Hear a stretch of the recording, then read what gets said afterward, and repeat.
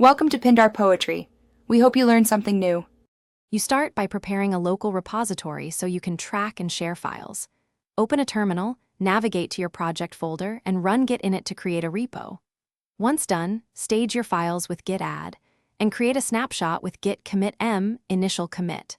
This establishes a clear baseline.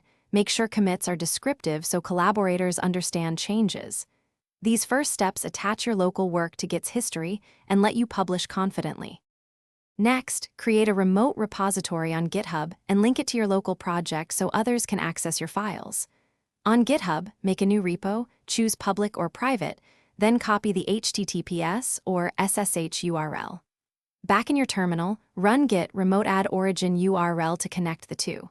Once linked, push your initial branch with git push uorigin main. This uploads commits and sets origin as the default remote for future pushes. Finally, verify your files are visible on GitHub and configure sharing options so collaborators can contribute.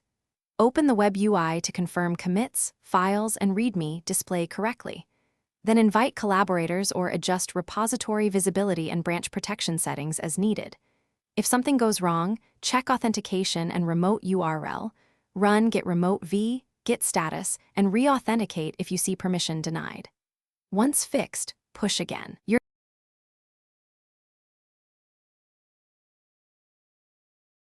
Thanks for watching.